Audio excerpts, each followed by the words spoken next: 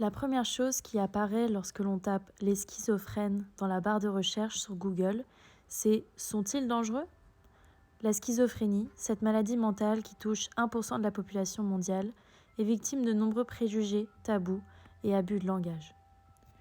Le mot schizophrène, au même titre que bipolaire, est devenu un adjectif pour qualifier toutes sortes de choses qui seraient incohérentes, hypocrites, qui contiendraient une dualité. Dans le blog Le Club de Mediapart, une abonnée du média numérique écrit sur la schizophrénie, je cite, « Dans 59,6% des articles et brèves contenant ce terme, il est utilisé pour qualifier la société et particulièrement le comportement politique de ces individus et institutions. Dans ces cas, il n'est jamais question de la véritable maladie. » Ce constat, elle le fait à travers l'étude de 114 occurrences de ce terme sur le site de Mediapart.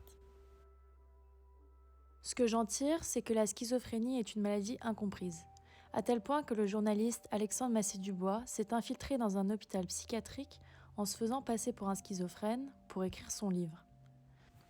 Pour ce podcast, j'ai préféré donner la parole à une personne concernée, Thibaut, pour nous raconter son vécu du diagnostic, les tabous qui l'entourent et comment il le vit au quotidien.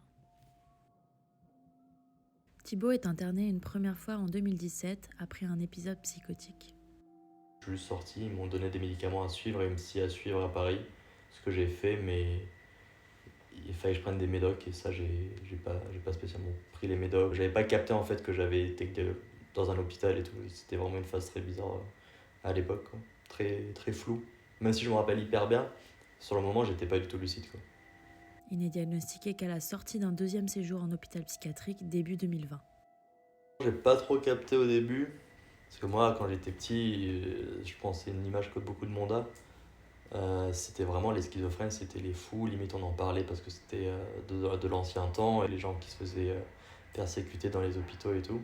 Le mot schizophrène, je le connaissais pas du tout, mais je l'ai pas mal pris ou je l'ai pas. C'est quelqu'un d'assez calme, je pense, et ça m'a pas affolé du tout, quoi. Dans sa famille, sa maladie est un sujet délicat, dont même Thibaut évite de parler. Et ta famille, elle a réagi comment ? Je sais pas trop. Avec ma famille, j'en parle pas trop. On revient pas trop sur cette histoire. Donc je sais pas comment ils l'ont pris, ça doit être assez compliqué parce que non seulement il y a le diagnostic, mais ils m'ont vu dans des états pas normaux et donc ça doit être un peu un coup de flip quand tu vois ton gosse péter un câble. Donc je sais pas trop, ils m'ont jamais trop raconté comment ils l'avaient ressenti et on n'en reparle jamais, quoi.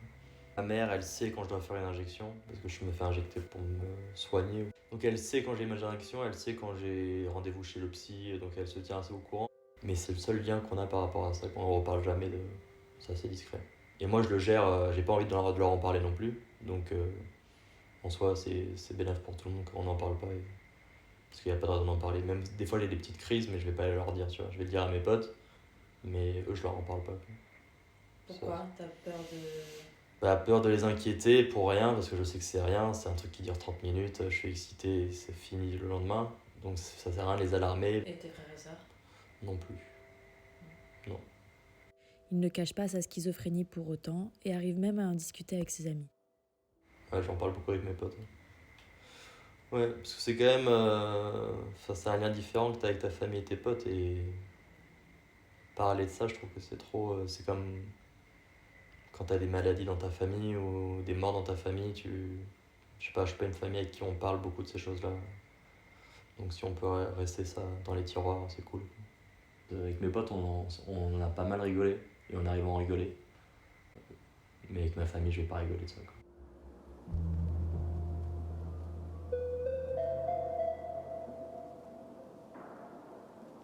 La première fois que je fais une crise, je vais voir ma famille. Donc je vais direct voir des psychiatres et des hôpitaux et je suis intégré à Bordeaux assez vite. Donc ma famille, dès le lendemain et des deux crises, ils le savaient. Tout le monde l'a su assez vite et après j'en ai parlé dès le début, dès que je suis sorti, j'en reparlais assez naturellement. Et je me souvenais de tout et je pouvais raconter ça librement. T'avais envie d'en parler Ouais, je pense que ça m'aide d'en parler, même encore aujourd'hui.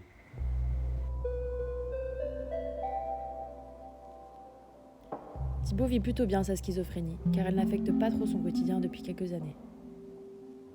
Ce qui est assez cool d'ailleurs, pour mon cas personnellement, c'est que Bah, le médoc que je prends, je me fais juste injecter genre une fois tous les 3 mois, donc c'est pas des médocs que je prends tous les jours ou quoi, qui serait hyper angoissant. Donc ça, je m'en préoccupe pas du tout. Ma psy, je la vois que quand je dois faire l'ordonnance et que je dois faire mon injection, donc une fois tous les 3 mois. Je parle à personne d'autre. Et donc c'est pas du tout un truc qui me prend la tête où je peux en parler, plus souvent avec mes potes, mais j'en parle jamais en soi. Je vois ça assez très personnellement, genre j'ai eu ça, je dois gérer avec ça et il y a que moi qui réfléchis à ça.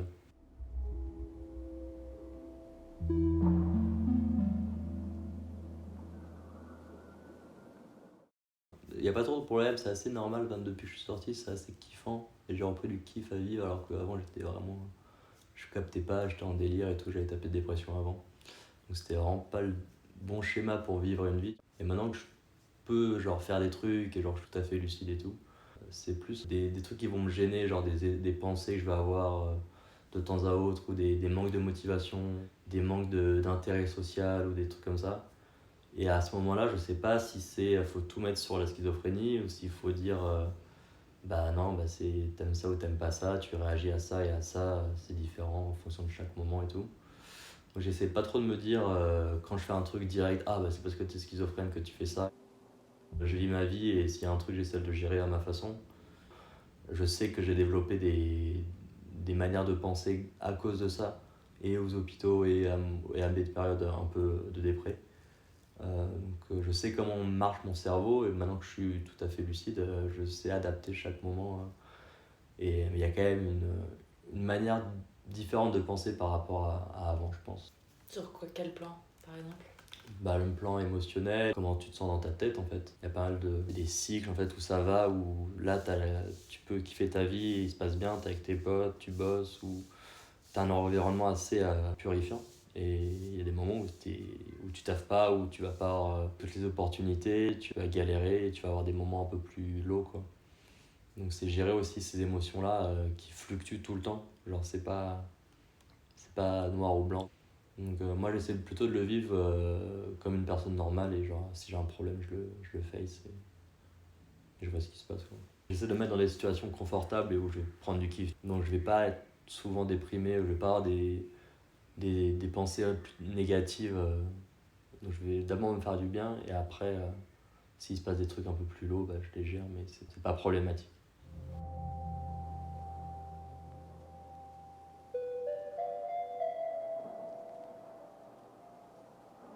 Les symptômes de la schizophrénie sont très variables d'une personne à l'autre et selon le stade de la maladie. Certains symptômes s'apparentent à de la dépression, lorsque le sujet se retire de son cercle social et familial, communique moins et manifeste une émotivité réduite. Les schizophrènes présentent aussi des difficultés cognitives, telles que la perte de la mémoire, des troubles de concentration et des difficultés à s'exprimer ou à comprendre les autres. Les symptômes les plus impressionnants, que Thibaut a qualifiés de délire, sont les moments de déphasement avec la réalité, où le malade ressent de la paranoïa, de la mégalomanie, des idées excentriques ou des hallucinations sensorielles. Les hallucinations sont souvent auditives lorsque le sujet entend des voix, mais elles peuvent affecter tous les sens. On était en train de jouer à un jeu vidéo avec les gars et c'était un jeu vidéo qui va assez vite. Et on a joué longtemps à ça et en fait je suis sorti de cette session en plein délire. Genre mon cerveau il avait été trop excité par en fait, la fatigue ou le manque de sommeil, tout ce qui excite ton cerveau, les surcharges mentales, ce genre de trucs. Je vais être beaucoup plus susceptible de partir en délire et d'avoir des crises ou d'être parano ou d'avoir des trucs différents. On a joué et genre je sors de la session, en fait je suis en plein délire. Je suis dans le salon, je suis en train de parler avec Alex et genre je vais y matérialiser des attaques sur le sol ou je vais revoir les petits personnages dans ma tête et ça va être hyper imagé. Et j'ai eu ça et après ça m'a fait partir en délire et j'étais pas bien, genre j'avais pas envie de parler à Alex, j'avais envie de rien faire, je voyais les trucs hyper intensément, c'était un peu chiant. Je suis allé prendre une douche pour me calmer et genre pendant que je me touchais, genre je suis devenu complètement parano.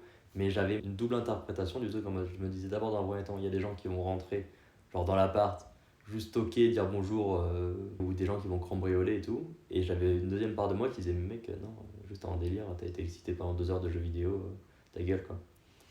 Donc c'est juste un épisode que j'ai eu là il y a 2 jours. Mais après j'en ai pas trop souvent. Donc j'ai dû en avoir 3 là les 6 derniers mois. Quoi. Et c'est complètement random, ça peut arriver à tout moment. Quoi. Bon, c'est un moment chiant à passer où tu vas délirer 30 minutes et après ça va passer genre si tu fais autre chose. Ton colocataire, il a réagi comment?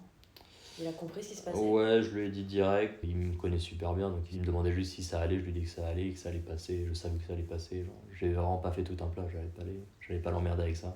Je pense qu'il s'est un peu inquiété parce qu'on en a reparlé hier en plus. Ouais, il se demande un peu ce qui se passe dans ma tête à ce moment-là quand même. Il l'a pas vu que t'étais en délire, c'est juste quand tu lui as Non, dit. je lui ai dit, et non, tu le vois pas en fait. Ça paraît complètement anodin, t'es juste dans ta tête donc Ok. tu le vois pas du tout.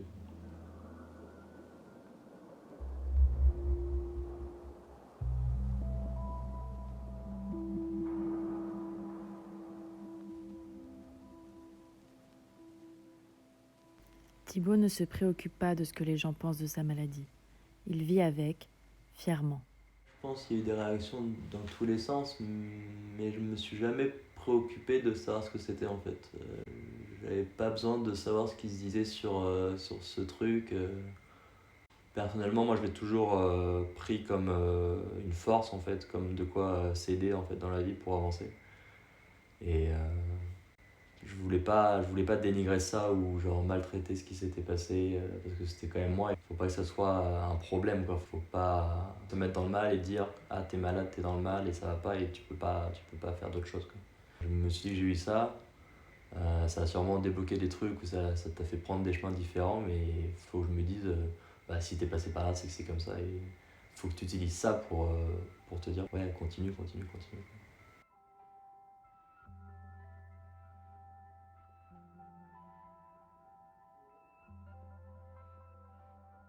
Ce podcast a été réalisé et monté par Alexis Fiocco. Merci pour votre écoute. À la prochaine.